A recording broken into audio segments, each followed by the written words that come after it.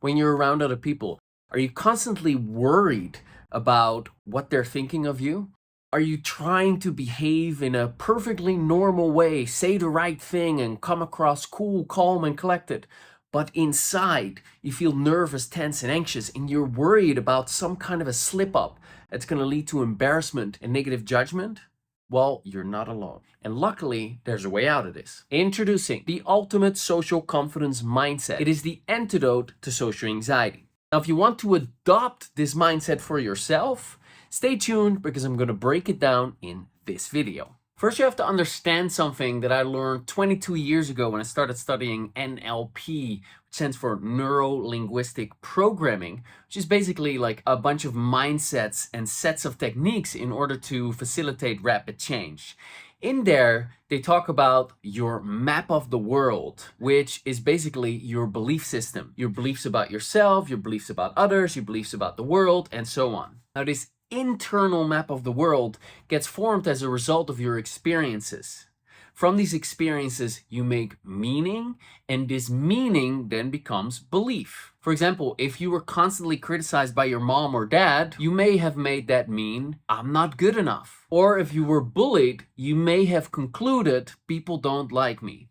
Now, these beliefs in your internal map of the world determine how you perceive the outside world. Quick example. Adam believes he's not good enough and that people don't like him. He perceives meeting new people as threatening. Brandon believes that he is good enough and he expects people to like him. He perceives meeting new people as safe. Now, the situation is exactly the same, but their belief system determines whether they perceive it as threatening or safe, and in turn, whether they feel anxious or at ease. That's why they say in NLP that the map is not the territory, which means that the way you perceive the world isn't always the way that the world actually is.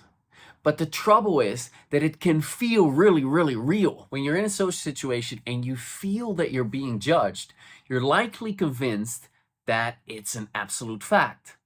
Whereas in reality, yes, people judge, but it's hardly as often as we feel judged. Often when we feel judged, we're actually just judging ourselves and we project that onto others.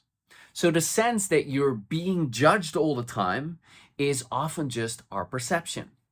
Now, if you doubt that, let me ask you these questions. Have you ever expected a social situation to be absolute torture, but then when you were in it, it wasn't as bad as you had imagined? Or did you ever see someone and think that person is a real asshole piece of whatever, and then when you actually talk to the person, he or she turns out surprisingly nice? Right, so this shows you that your perception isn't always reality. And that's especially the case when you're experiencing severe social anxiety. Now, our perception, or map of the world, is formed by beliefs, and we can change these beliefs. And the amazing thing is that when we update the beliefs in our map of the world, we change how we perceive the world, which in turn changes how we feel and how we interact with the world. So we can go from experiencing the world like an anxious Adam to experiencing the world like a confident Brandon. And in the end, the ultimate social confidence mindset you're after is this. I'm okay with myself. I accept my flaws and imperfections. I give people permission to think whatever they want about me. I trust that I can handle whatever comes my way. I am open to anything, and yet I'm attached to nothing. I feel safe being my authentic self around others. Imagine believing this at the core of your being. How confident, self-assured, relaxed, chill, and at ease will you feel in social situations? So then the next question, of course, is, well, how do I change my beliefs and unlock this social confidence mindset?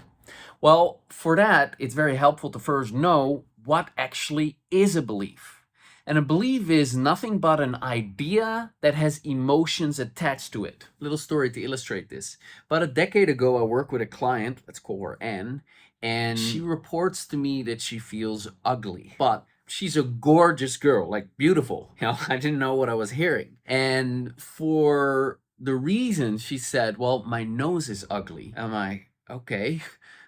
I don't see it. And her nose was a bit perked up, a bit ordinary, but it fit her face well. So I had her go to the mirror and say, my nose is ugly. Okay, how do you feel? And she's like, I feel embarrassed, I feel humiliated, I feel insecure because of it. So these were the emotions that she had attached to the idea that her nose was ugly. When I started asking her some questions, I discovered that when she was about 13, she got bullied and teased her about her nose by a bunch of boys. And since that time, she had been feeling insecure about her looks. What we then did is we used EFT tapping on those experiences. And as we began to release the insecurity, the embarrassment, all of the feelings associated with the bullying and the lessons that she learned at the time, she felt hugely relieved. She didn't feel bad anymore. And then eventually, to test our work, I had her go back to the mirror and I had her say, my nose is ugly. I'm like, how does it feel now? She's like, it doesn't feel bad. It doesn't feel true. In fact, I think my nose is kind of cute, fits my face. True story. It was the emotions that were attached to the idea I am ugly or my nose is ugly that caused her to feel so bad. Once we released those emotions, my nose is ugly just became a harmless thought that had no power over her. And that's the exact same thing that you want to do with all the beliefs that are in the way of your social confidence mindset. Now, Anne didn't suffer from severe social anxiety disorder. She just had this particular issue. And for her, changing this belief from I'm ugly to I'm attractive, well, that was just her natural realization, made a huge difference. Right? She went from insecure and ashamed about this part of herself that she took with her wherever she would go to feeling good about herself. So that made a huge difference. Now, for a lot of people, there is a key core belief like that. And a common one is, I'm not good enough. Change that one and you'll make a big change. But for most people, there's a lot more going on, especially when you're dealing with severe social anxiety disorder, than just this one belief. It's a whole series of beliefs that is in the way of your social confidence. For example, beliefs in the way of accepting yourself as you are. Beliefs about how you should and shouldn't be socially. Beliefs about what outcomes you absolutely must create in social situations. Beliefs about what you can and cannot handle, and so on. So when you're dealing with severe social anxiety, it's not going to be resolved with 45 minutes of tapping. You need to learn about tapping, you need to learn how to uncover beliefs, and you need to learn how to use the tapping on these particular beliefs that are in the way of your social confidence. Now, the good news is that it's actually easy to learn and it's simple to do and it's effective when you actually know what to do. And once you know what to do, you can actually take control of your social anxiety and you can deliberately inch your way to social confidence each time you tap. Now, if you want to learn how to become socially confident and stay socially confident, join our free 30-day social confidence challenge that's going to start the 1st of January 2024. Now, what's so great about this 30-day challenge is that it's highly practical and super simple. So you get each day a short email and then a 10 to 15 minute tapping video, and then you follow along tapping with me on screen. So bit by bit, we're chipping away at the layers of social anxiety, and bit by bit, you're inching and inching closer to social confidence. Now you can participate in the challenge and be completely anonymous, and yet underneath these videos, you see hundreds and hundreds of comments because we've been running it 4 times already and it's changed thousands of lives. And so we're building a real community there, and people are posting about the problems they're experiencing, the wins that they're having, how the tapping is affecting them. They're asking questions, and we're all going through this together as a team. My team and myself replying to every single comment. And this is a very transformational experience. This is not one of these 30-day challenge, hype a little bit and try to... No, I put everything in there.